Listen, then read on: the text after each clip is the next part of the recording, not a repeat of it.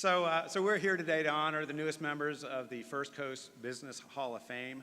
And on behalf of the Board of Directors for Florida Council on Economic Education, it's my opportunity to congratulate them for this honor and thank everybody for being here. Today's inductees are a spectacular group of executives.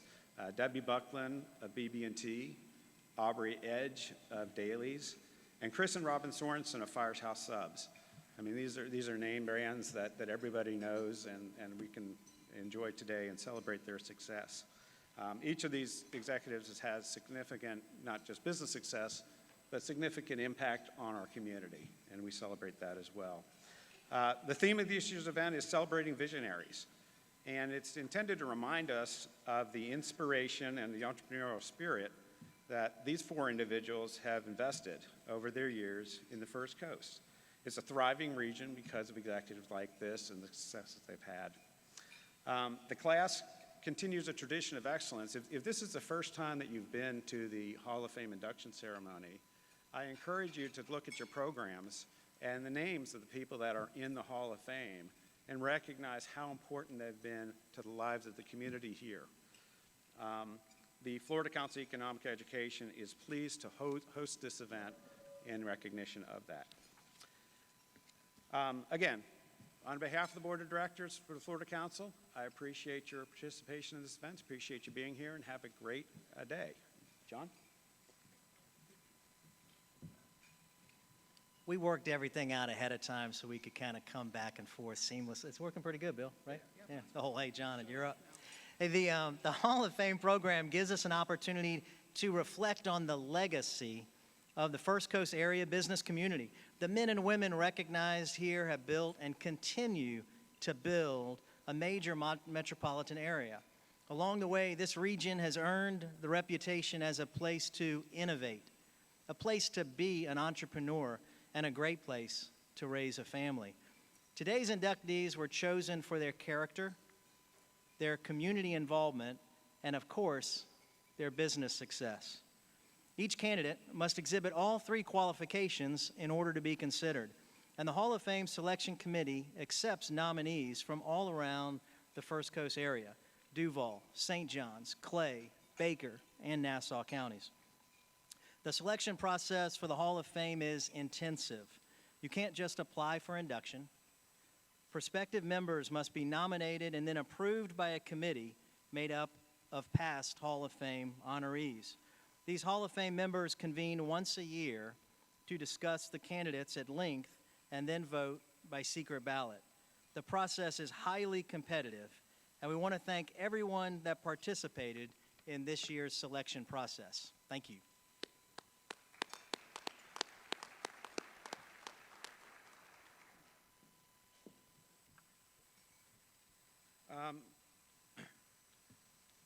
In addition to honoring these First Coast leaders, we're also here to help support an important cause that I know we all care very much about, and that's personal finance and economic education for our youth. As John mentioned, the Hall of Fame is organized and sponsored by the Florida Council on Economic Education. And this is a statewide, not-for-profit, that trains teachers and students in personal finance, free enterprise, entrepreneurship, and economics. It's a critical mission to help educators be able to deliver this important curriculum to the youth of our state. As we break for lunch, we'll be followed by our induction ceremony.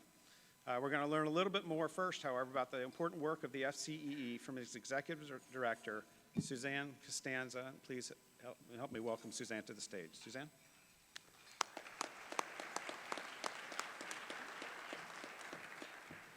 Thank you, John and Bill. On behalf of the staff of the Florida Council on Economic Education, I welcome you all to today's lunch. I'd like to express my appreciation for a few special people in the room, if I can first. Of course, Bill Thomas, my board chair, Chris Oakley, and Art Tate are two of our board members as well that have joined us today, and I appreciate their ongoing support. We're also delighted to have our partners at the Florida State College at Jacksonville Center for Economic and Financial Education with us this afternoon. I'd like to acknowledge Dr. Susan Riley, director of the FSCJ Center, and her administration that has joined us here today.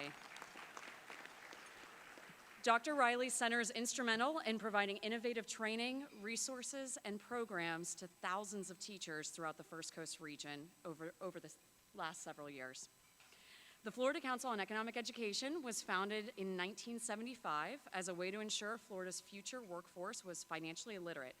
Today, our end goal is still the same. Each year, we come to the Hall of Fame and say our mission has never been more critical, and each year we are correct. In order to be successful and compete in our global economy, students must have personal finance skills and be financially literate. The reality is, though, that this year alone, 180,000 students will graduate from Florida high schools with little to no knowledge of how to manage their finances. Once out in the workforce, this lack of knowledge creates a problem for employers as well.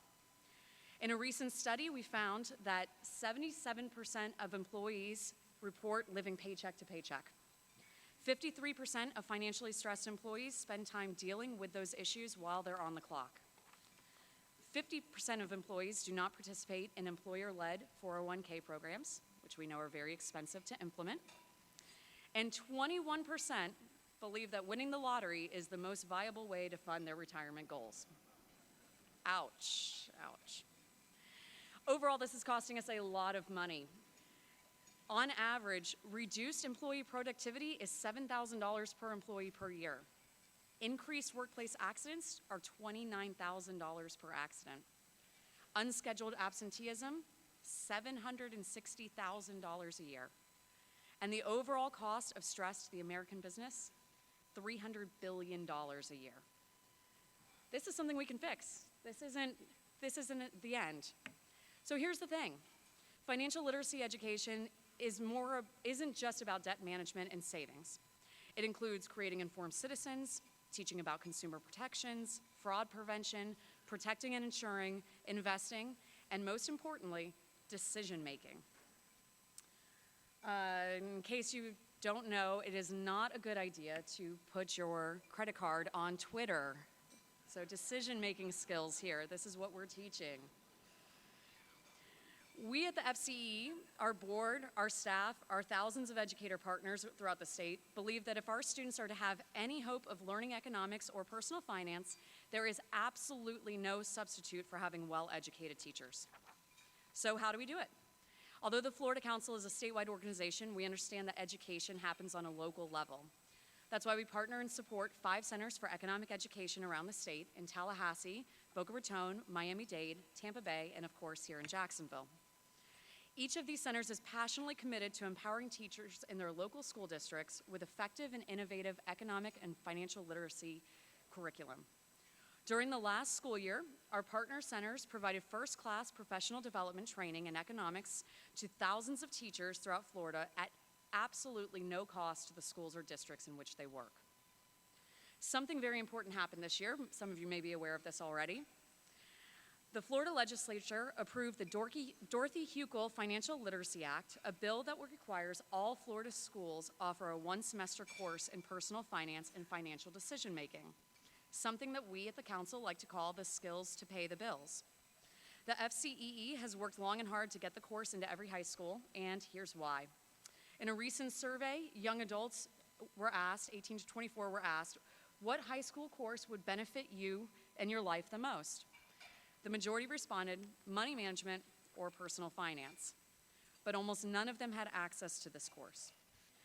Now in the state of Florida, we have the opportunity to offer what so many other students so desperately need and want. I invite you to turn your attention to the screen to learn a little more about the impact of this course, the FCEE, and our partner centers all around the state.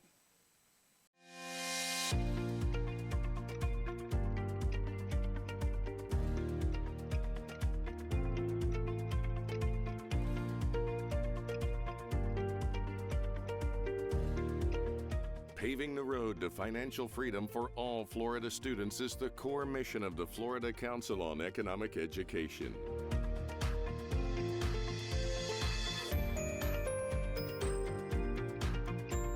New legislation mandates what has become known as financial literacy courses be offered as an elective to high school seniors.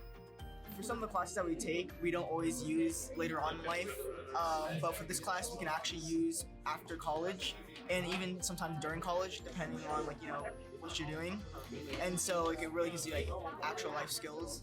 Those other straight knowledge type classes are very helpful. This class is something that everyone's going to use at any level of job or anything. We're looking over houses and finding rent, utilities, how much we're going to pay for a month, if we're rooming with all the people at our table, and seeing if that meets our percentage for our monthly pay for our job.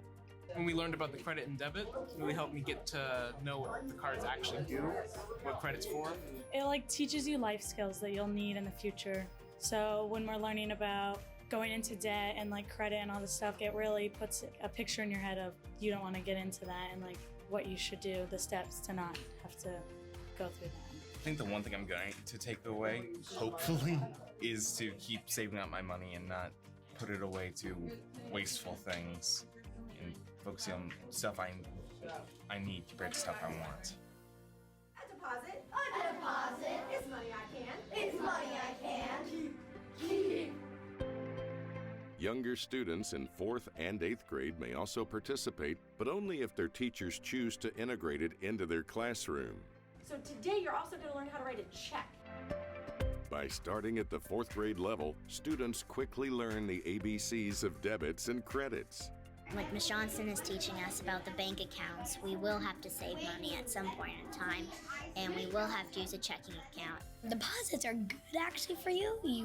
That's good, but withdrawals it's not good for you because you have to, if you don't add your stuff right, then something bad could happen. The money, we're going to be able to use it once we're older, and so it's a really good lessons to learn because we're going to be using them at an older age. My parents were very surprised that I knew what all these definitions were because they thought that we weren't learning this yet.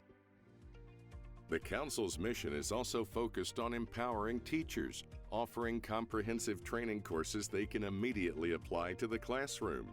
Or as we like to say, train one, teach thousands. Financial literacy encompasses big concepts, starting with getting a job, preparing for your future, how to learn about credit, investing, and also protecting and insuring. And we also talk about cybersecurity because that's really important for your financial literacy these days. Money defines every aspect of your life in some form, so to teach them at a younger age that it's important and it matters and it can go just as easily as it can come to you is really, really, really important to me. So I love teaching it. How to be financially responsible in their future, for sure. Not be in as much debt as some of the other young adults. People I talked to today who have a student loan and they never thought about it when they were taking it out, they said they wish that somebody would have talked to them about it before they decided to take out maybe the largest amount of money they could take out. In today's day and age, they don't really even get to use cash.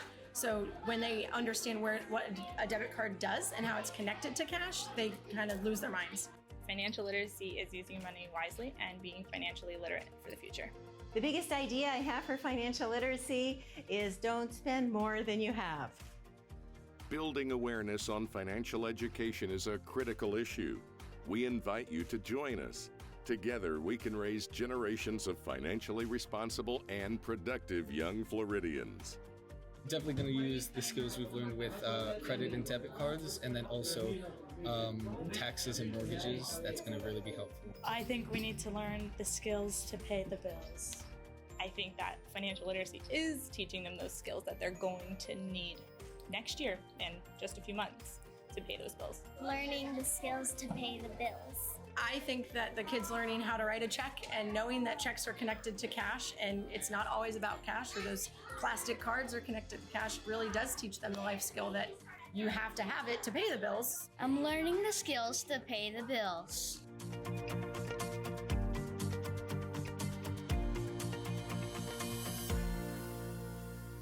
So cute. So with that, our mission expands dramatically.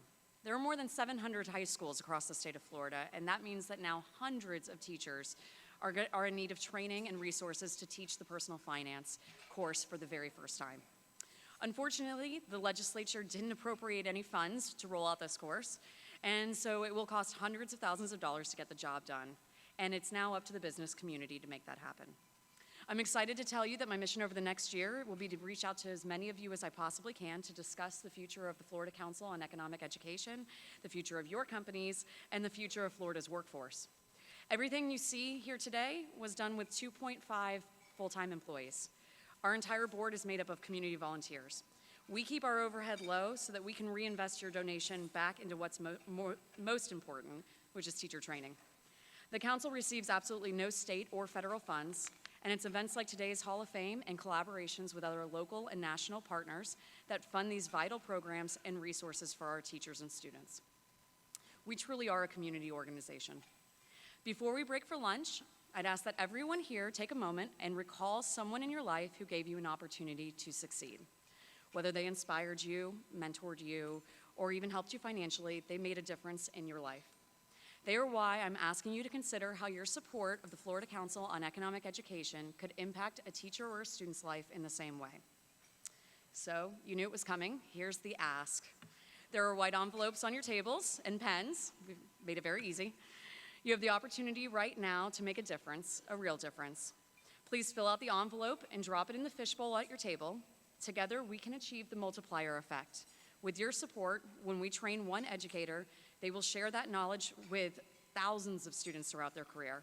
And that's why our motto is train one, teach thousands. Thank you so much to all of our supporters, both old and new. Congratulations to the class of 2019. Welcome to the Hall of Fame family. And the induction ceremony will begin shortly, but now it's time for lunch. BB&T is proud to be the presenting sponsor alongside Raymond James. And Greg, welcome to town. As of 6 months ago, we're excited to have you here for this event. We're not the only companies who understand the importance of this mission, though. A significant portion of the funding of today's Hall of Fame comes from our table sponsors. At this time, we would like to acknowledge and thank them for their generosity, for their strong belief in this vital mission. And as you'll see, our platinum sponsor, I'm sorry, Greg, I think it's you. Oh, yeah. Okay. We're not really good at this back and forth yet, Not so yet. we're trying though, Scott. Thank you. We'd also like to thank our platinum sponsor, ViStar Credit Union. So thank you, ViStar.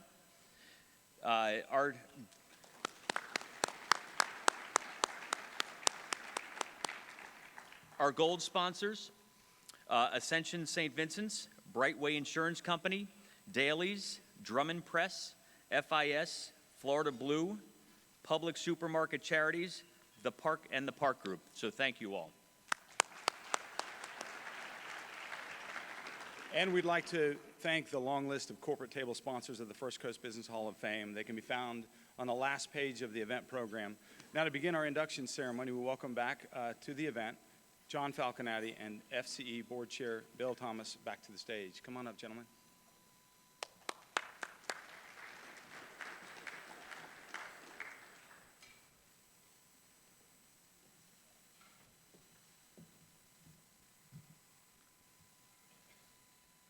Man, see, I was ready to go, Bill.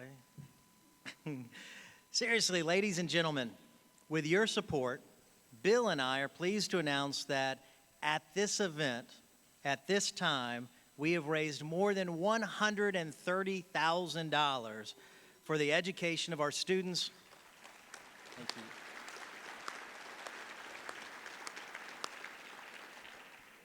That money will be used for the education of our students in economics, entrepreneurship, and financial literacy. So thank you so much. That is truly wonderful, but I think we can do even a little better.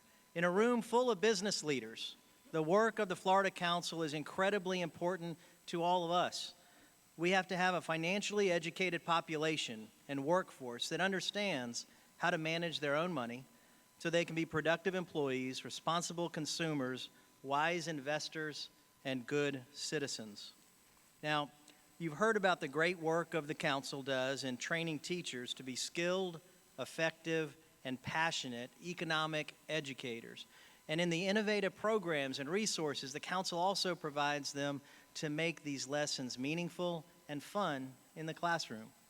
All of this is free of charge. Now, they need our help to continue to provide those opportunities. So with the passage of the new personal finance course, the demand is even greater than ever. The FCEE needs to be on the front lines, ready to train hundreds of educators. These same teachers need materials, access to resources for their students, and ongoing support as they navigate the new curriculum. So, John, I couldn't agree more. And I know the group that's here with us today can get us over our $160,000 goal. Most of you have been very generous already, but we are asking you to please consider doing a little more, either personally or through your company. And for those of you who are our guests today, please consider joining your hosts in supporting this important cause. Florida Council is really making a difference. As previously mentioned, there are white envelopes on your table. A donation of $100 provides a full set of materials to a local class. And $250 provides training for 2 teachers. We appreciate your consideration of this special appeal to help us continue to train teachers and deliver the critical programs to our children throughout the First Coast of Florida. John? Now, the moment you've all been waiting for. We are now ready to welcome the newest members of the First Coast Business Hall of Fame, the class of 2019. Now, before each honoree comes to the stage to be inducted, they will first be introduced by a close colleague or friend who knows them well. Our first inductee is Debbie Buckland. Debbie is market president of BB&T and is only the 5th woman to lead the Jacksonville Chamber. Now, after a brief fling as a philosophy major, Debbie accidentally landed in banking and finance. And boy, are we glad that she did. Now, ladies and gentlemen, please welcome my good friend Daniel Davis, President and CEO of the Jacksonville Chamber, to tell us a little more about our distinguished honoree, Debbie Buckland.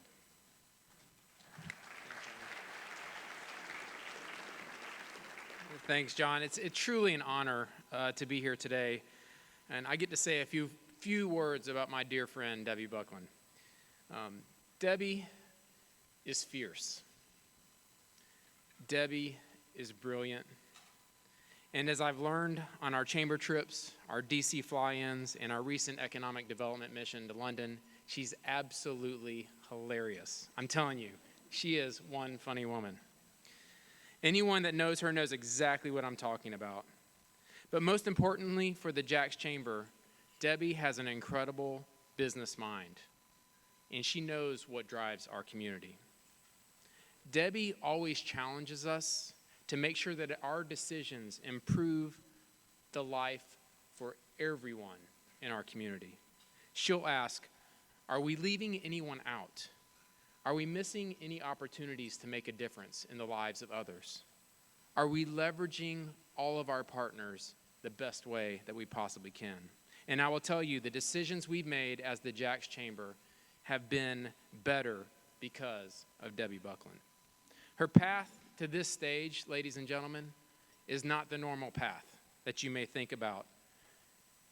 The first part of her career was incredibly successful, and she made a conscious decision to choose her family first and to take time off to raise her daughters before she jumped back into her career. Debbie jumped at every opportunity and worked her way up to the top again. And along the way, she takes time to mentor others, many times others who are young female executives rising in the ranks. She's someone who cares more about mentoring than the person that's actually being mentored. And I would tell you, it's made a difference in many people's lives. Through our work here at the Chamber, not only did I have a great boss, but ladies and gentlemen, I've made a lifetime friend. I'm proud to introduce her today to you as she enters the First Coast Business Hall of Fame. Ladies and gentlemen, please give a large round of applause to my friend, Debbie Buckland. I am not thrown away, shot. I am not thrown away, shot. Hey, yo, I'm just like my country. I'm young, scrappy, and hungry, and I'm not thrown away, shot. I am not thrown away, shot. I am not thrown away, shot. Hey, yo, I'm just like my country. I'm young, scrappy, and hungry, and I'm not thrown away,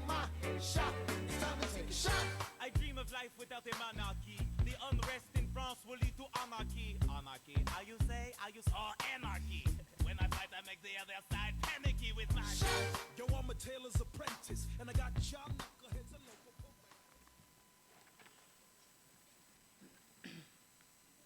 Thank you, Daniel. Could have said some quirky things there. And congratulations to Aubrey and the Sorensens. It's an honor and privilege to be inducted into the Hall of Fame, and especially among such distinguished company. So we traveled to London a couple of weeks ago with the Chamber and Jax USA on a mission to meet with fintech companies about coming to Jacksonville. But we also took a little time off to see Hamilton. That was Not Gonna Miss My Shot is one of the key songs from Hamilton. It's my new favorite song. And today I'm not going to throw away my shot. So protecting our free enterprise system is critical, and I'm grateful to the Florida Council for the work that it's doing and the commitment to teaching this.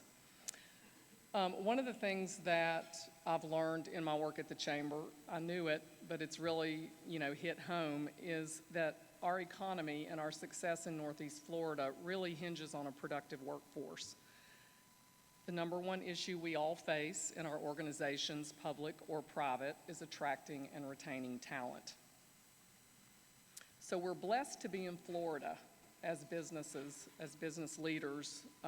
We're low tax, business friendly, a culture of fiscal conservatism, all of which is great. But I've got 350 people in here, so I'm not going to throw away my shot at talking about two things that are critically important to me and which I also believe are key business issues, and sometimes we overlook them. The two issues correlate to the work that the council is doing, and really it's going to just dovetail beautifully with all the reasons we're here today. So first, in Jacksonville, 40% of our families are poor. 40%.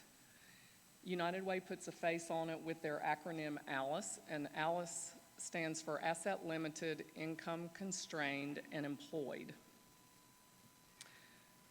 Essentially, people living in poverty. So it's one missed paycheck away from, devastation. Their car breaks down and they're toast. Jessica talked about it before. And the data alarmingly shows that if a child is born into poverty in Jacksonville, they have only a 5% chance of breaking out of it. We have a startling economic mobility issue here, despite all the good work that's going on. So we're never going to reach our full potential as a thriving business community when 40% of us don't have the economic opportunities to do barely more than scrape by. That is missing the shot, and it's a key business issue, and thank you for being here today to do something about it. Second, and through no fault of anyone in this room, women are underrepresented in leadership. We can clap for that. Okay. We comprise 54% of the population in Northeast Florida, and we're underrepresented in business, politics, the C-suite, government, corporate boards, higher education, you name it. And it's remarkably worse if you're a woman of color. And the gender pay gap is real. In Florida alone, the data shows that if women were paid comparable to our male counterparts, it would be an additional $2.8 billion funneled into the Florida economy immediately. That's a huge number. And when 54% of our workforce are underrepresented, that's missing the shot. That's missing the shot big time, and it's a key business issue. And thankfully, we're here today to do something about it. There are a number of other organizations that are doing good work in that regard as well. So check out the United Way's work on poverty. Come to the Chambers, to our press conference at the Chamber on December 12th to hear how a group of women's organizations and women's leaders and passionate philanthropists and the Chamber are coming together to strengthen the pipeline of women leadership. So I have too many people to thank and not enough time, so just real quick, I'm so grateful that I was born on third base to parents who prioritized education. it would have been just as easy for me to be born into that 40% of Alice population. I thank my company for allowing me to serve in the community. BB&T, soon to be Truist, you heard from Scott, and you probably know if you're affiliated with any of us at BB&T, it's a company with a heart, truly, rooted in commitment to the free enterprise system and staunchly aligned with its core values and mission to make the world a better place. And that's really important to me. So many of us in this room are serving the community on company time. So my thanks to all the business leaders here who support their employees that way. So everyone has people in their career, in the course of their professional lives, who go to the mat for them and believe in them sometimes when they don't believe in themselves. My boss, you heard from him earlier, Scott Keith, is one of those people. And Scott, I thank you for your friendship, for your mentorship, for your tough love, sometimes kicks in the ass, and most importantly, for your sponsorship of me over the years. Sponsorship is different than mentorship, and it's especially critical for women leaders. So thank you for that. So my BB&T team is here today, all of them, and oh my gosh, let me tell you, they're simply the best. Their success is mine. I have amazing friends. Thank you for challenging me not to miss my shot and for always taking yours. All of you know who you are. I married my husband, Jamie, for all the right reasons, because he was the cutest guy in the room.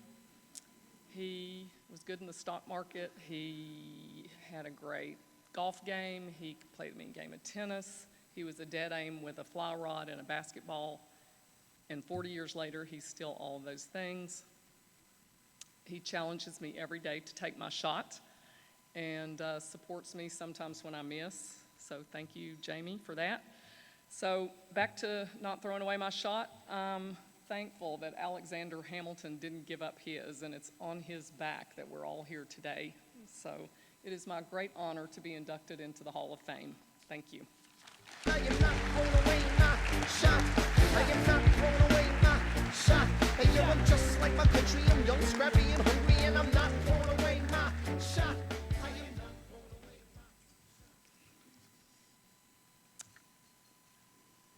my... Our second inductee this afternoon is really a two-for-one deal. Chris and Robin Sorensen have been feeding hungry Floridians for decades. Their homegrown sandwich shop has turned into a taste the nation can't get enough of. To learn more about Chris and Robin, please welcome to the stage Don Fox, CEO of Firehouse Subs. Don.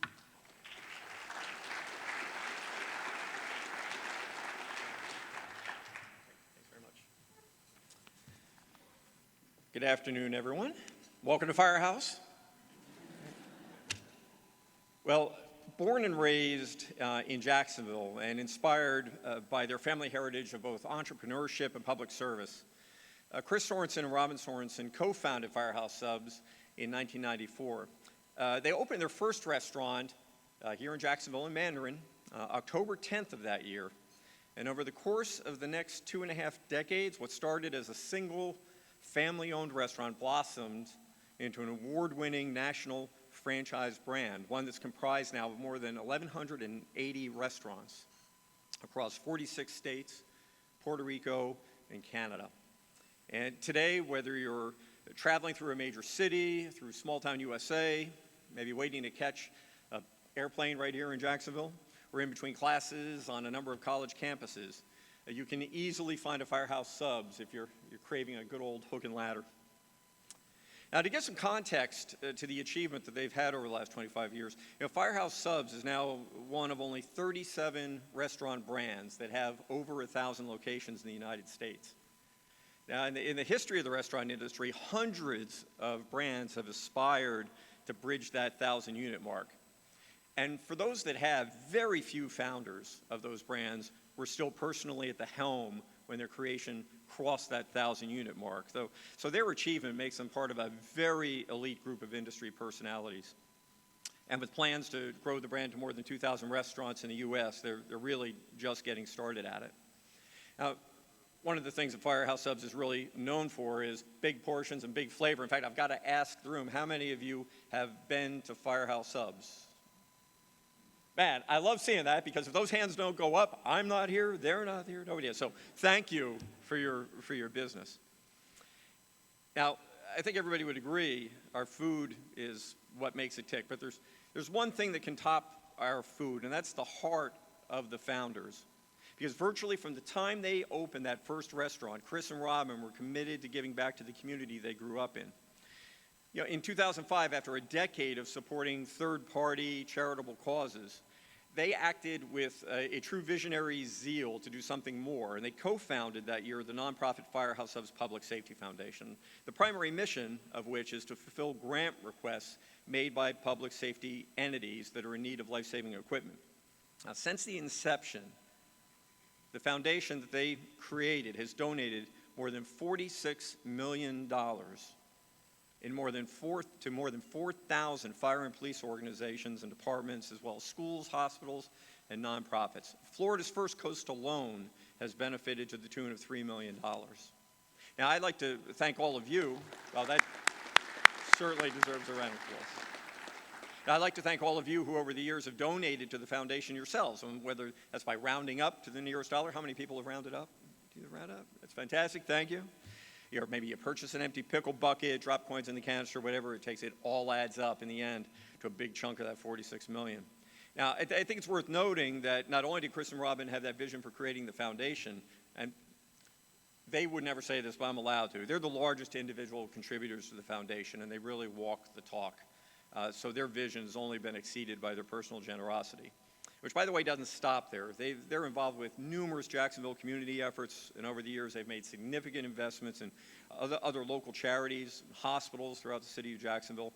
I can't begin to list the number of times that they've personally, and I might note, so often anonymously, gone to the aid of individuals that are in need.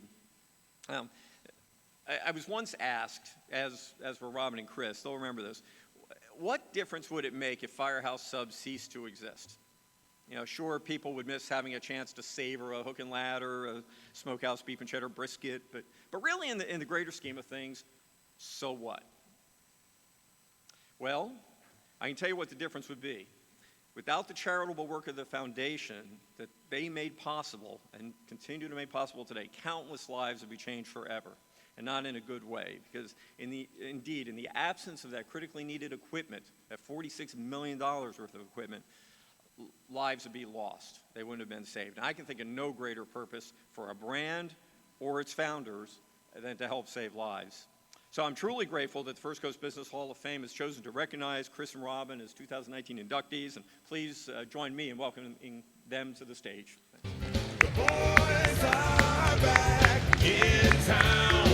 Oh yeah. I know that everybody, when they hear the music, will be doing it on the floor.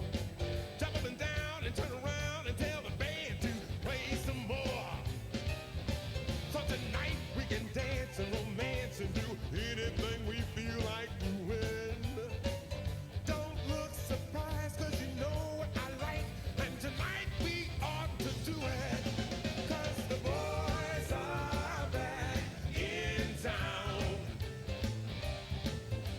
The boys are back in town. Oh yeah. Good afternoon, I'm Robin Sorensen, and what a crock of shit all that was. I mean, Don works for us, so I guess you could say we literally paid him to say that. Did you want to speak? I normally do, but I'm going to let Robin For 25 years, I've been having to do this. So they told me I have 4 minutes, and I'm not sure what I can accomplish in 4 minutes. Oh, our honeymoon. Well, thank you. It's a nice way to start these fine folks here, Mama at the table. Oh, Lord. Some of you probably heard the story that we started this company on my mother-in-law's credit card, so that's why we're still together. So, love you. Love you.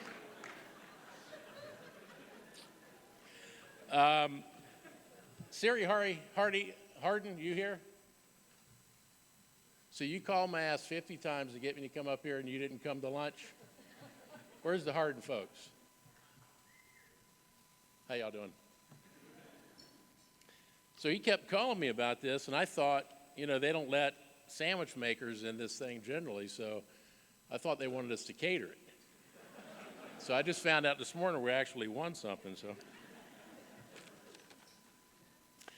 So we wanted to thank the Florida Council on Economic Education for the honor of inducting Chris and I into the First Coast Business Hall of Fame. Not sure we've earned it or deserve it when you look at some of the others, but we'll take it. Of course, it wouldn't be possible without our team, and some of them are here today. We'll start with our family. We have Mama here. Disregard what Tabitha said earlier. My sisters, Chris's wife, Pushel, and that was originally, and a few others, was the original team at the original store. Everybody poured their heart and soul in it. And then our partner, Stephen Jost. Stephen is, contain your excitement, former councilman. Stephen's where we learn debits and credits. We didn't really know what that meant earlier. And then what could be said as one of the industry's best CEOs, Don Fox. Phenomenal job, really building our brand. And what's great is we get all the credit. It's just the way it goes. Ownership. So also the 150 employees we have back at the office, we have about 600 in our corporate restaurants, and we have nearly 18,000 across the system. So of course, in all seriousness, I think Chris and I and Don and others always get the accolades and the recognition when there's no question that it's because of them and not because of us. We had a great idea, and we, I think, worked our tail off and really did a great job building to a certain level. And at that point, it really became about who we would entrust this brand to. And none of those people are here tonight, but no, it's been an incredible ride. So we opened, as Don said, in 1994 in Mandarin. The idea was to open one store. We never, ever thought about having another one. If you told us 5 years later we'd have 3 or 4, we would have laughed. We really found what we love to do, which was the passion for the restaurant business. And if we had one store today and could provide for our family, we'd be completely content. Tabitha may not be, but so it was that passion. But something really changed, I think, for us over the years. And that first year, by the way, we did $347,000 in business, and this year we'll do about $850 million, which is insane to have been washing dishes at that first store, and Chris was still a fireman and have come to where we've come. But something really happened is we had the passion for food, and that's what we really love. But along the way, and Debbie, you kind of spoke to it earlier, is we, didn't realize we were going to have the power to do this. We started being able to impact people, even at the first store, small stuff, helping somebody else, giving them guidance, whatever it may be. And then as we grew, and then the foundation came along, which has been really a big part of why we're here today.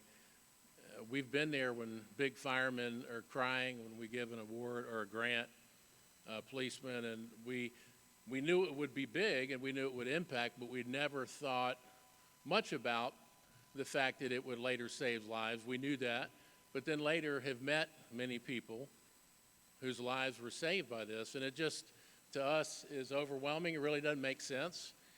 We consider ourselves a couple sandwich makers, and how the hell did we get to this point where our foundation is making an impact? So it's been an incredible run. Really, that impact and what we do through that and work Chris and I do privately is really been the best part of our journey for the last 25 years. So what a complete honor again it's been. Thank you very much for letting a couple of boys from Mandarin come up here for a moment. Thank y'all. The boys are back in town. Oh yeah. I know that everybody, when they hear the music, will be doing it. It's good, Robin. I was afraid you're going to like shuffle my papers or something, like mess with me. But hey, our third and final inductee this afternoon is Aubrey Edge.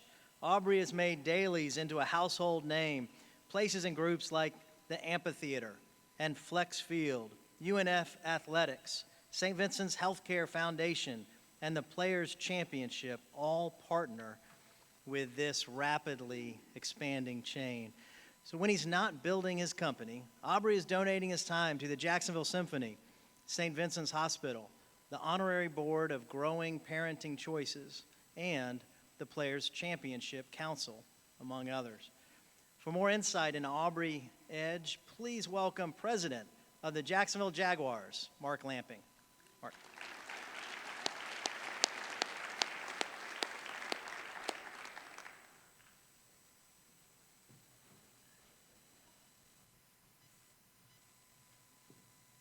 It always works out. I end up in front of a group after we got our ass kicked on a Sunday. Never fails. It is truly my honor to have the opportunity to introduce my friend Aubrey Edge on the occasion of his introduction into the First Coast Business Hall of Fame. As president and CEO, Aubrey has built First Coast Energy from just a couple BP stations into one of the largest privately held companies in Jacksonville. His success as a business leader is well documented and can be attributed to his strong faith, willingness to take the risk associated with innovation and expansion, a very strong work ethic, and perhaps most importantly, an unwavering belief and support of his employees. But his success with First Coast Energy is just a footnote in the story of Aubrey Edge. He grew up in a modest, very loving home in Hawkinsville, Georgia. His parents instilled a strong work ethic, as well as the belief that if you did the right things and worked hard, opportunities would come your way. In fact, one of Aubrey's favorite quotes is from Thomas Edison, who once said that opportunity is missed by most people because it is dressed in overalls and looks like work. His hard work as a high school student resulted in an opportunity to attend Emory University and earn a scholarship which made it possible for him to enroll. Originally a pre-med major, his life changed during his junior year when he met his future wife, Elizabeth. Aubrey and Elizabeth have been married for 29 years, and she jokes that she was unique in that she actually talked her then boyfriend out of becoming a doctor. It's a good thing she did. Elizabeth and Aubrey are blessed with two loving sons, Ryan, age 21, who will graduate this spring from Auburn, and Christopher, 15. As you learn more about Aubrey and his commitment to his family, it's no surprise that he has been such a success in the business world. Aubrey's a very humble man and believes in quality relationships built on mutual trust and respect. He is very hands-on, whether it's at the detail level of a transaction or driving his two sons to school, which he did every day until they could drive themselves. Aubrey is accessible. He believes in an open-door policy and is fully present in everything he does, whether it's interacting with an associate at a daily store or disconnecting completely from work, which he does each year for his family's annual 2-week summer trip to Jackson Hole. Many people look up to and admire Aubrey for what he has accomplished, but when his own children identify him as their role model, you know he has been able to successfully balance the demands of a high-pressure job with the responsibilities of a father. Aubrey's a very positive person and committed to constantly learning. He is always open to the input from others. The fact that he has a successful 29-year marriage is proof that he takes advice well, mostly from Elizabeth. He maintains the proper perspective on life, knowing that his success in business will ultimately be judged based on how he uses that platform to benefit others. His commitment to Jacksonville and local charities is strong and consistent. We are so proud to have Daly's as a partner of the Jaguars. I've always admired and hoped we could emulate the Daly's Place customer experience. Aubrey's approach to customer service is remarkably easy to understand. Always default to what the customer wants. He's an exceptional leader, a terrific husband, a loving father, and a lot of fun to be around. Please welcome me in joining to the podium, Aubrey Edge. That's just the way it goes. Oh, yeah. That's just the way it goes. Baby's gone all alone. Are you sad because you're all alone? Let that go. Thank you, Mark. Very kind of you. You're such a great friend and great business leader for Jacksonville. Special thanks, obviously, to Elizabeth, my wife. She does support me and is my source of wisdom for so much in our lives. And she's one of the most genuinely caring and giving people that you'll ever meet. You know, Daly's has been, and I'd like to thank the Florida Council on Economic Education for what they do helping kids. I do want to point out there's nothing inherently wrong with buying a lottery ticket at Daly's. Just feel like there was a little maligned there for a few people. So, you know, we've been very, very fortunate. The success and growth of Daly's in Jacksonville and other places, other states. Been very blessed with that. But more importantly, that's set us up to be able to do some wonderful things and give back to the community, and that at the end of the day is what it's all about, and it's something that's very important to us, whether it be the St. Vincent's Mobile Health Mission, helping underprivileged children and kids in Northeast Florida, or it's Nemours Children's System, which does such fabulous work with sick kids. I mean, K9 for Warriors, I could go on and on with the charities that we love and support, and we're very fortunate in the city of Jacksonville to have so many incredible charities and charitable foundations doing such great work, and we're very pleased to be a part of that. And we're committed to continuing to do that and hopefully continue to do it in a bigger and better scale as the years move on. I'm also very pleased to be a part of the city of Jacksonville and its development, whether it be with Daly's Place. Thank you, Mark, for our association with the wonderful cast there, and Chad and Scott and Chad Khan's group. And it's been a wonderful experience. I think it's been wonderful for downtown Jacksonville.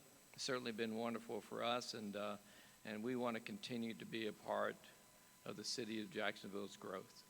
And that's also important to us.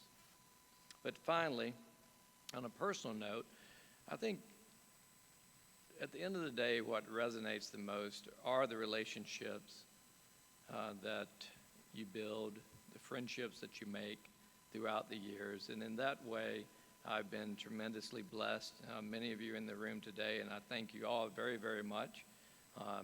Thank you for this honor, and God bless. That's just the way it goes. Oh, yeah.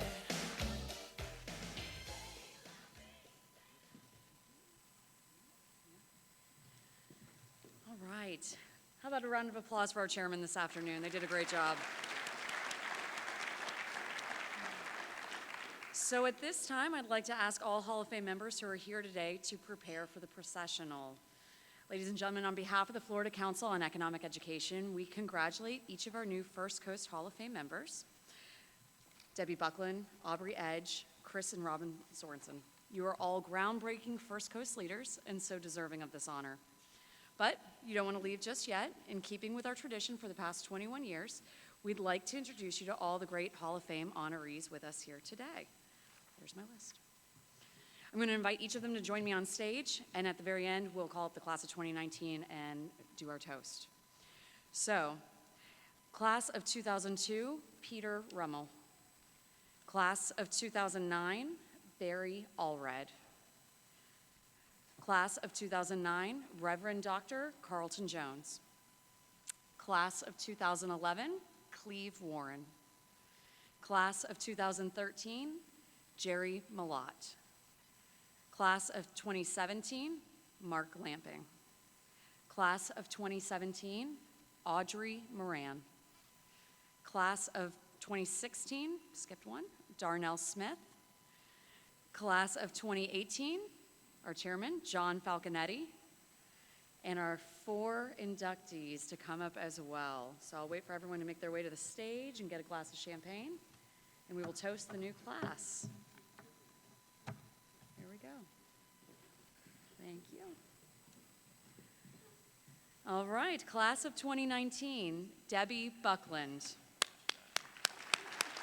Class of 2019, Aubrey Edge. And class of 2019, Chris and Robin Sorensen.